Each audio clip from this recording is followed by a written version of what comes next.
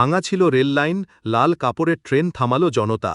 দ্রুত গতিতে ছুটে আসছে ট্রেন, কিন্তু সেই মুহূর্তে স্থানীয়দের চোখে পড়ল রেল লাইন ভাঙা।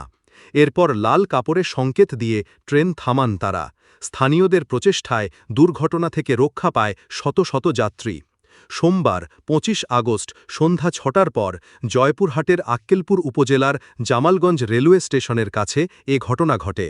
এতে প্রায় ১ ঘণ্টা ট্রেন চলাচল বন্ধ ছিল। পরে ভাঙা রেললাইনে বস্তা গুজে দিয়ে ট্রেনটি পার হয়। রেলওয়ে ও স্থানীয় সূত্রে জানা গেছে, রাজশাহী থেকে ছেড়ে আসা চিলাহাটিগামী আন্তনগর আপ ৭৩১ নম্বর বরেন্দ্র এক্সপ্রেস ট্রেন সন্ধ্যা ৬টার দিকে জামালগঞ্জ রেল স্টেশন সংলগ্ন দক্ষিণ দিকে প্রবেশ করে। এর আগে স্থানীয়রা সেখানে ৭ ইঞ্চি পরিমাণ ভাঙা রেল লাইন দেখতে পান। তাৎক্ষণিক লাল কাপড় উড়িয়ে চালককে সংকেত দিলে ট্রেনটি থেমে যায়। এ ঘটনায় কোনো হতাহত হয়নি। যাত্রীরা কিছুক্ষণ আতঙ্কের মধ্যে ছিলেন। পরে রেলওয়ে কর্তৃপক্ষ ভাঙা লাইনে চটের বস্তা গুজে ট্রেনটি পার করেন। এতে ১ ঘণ্টা উত্তরাঞ্চলের সঙ্গে ঢাকা ও দক্ষিণাঞ্চলের রেল যোগাযোগ বন্ধ থাকে।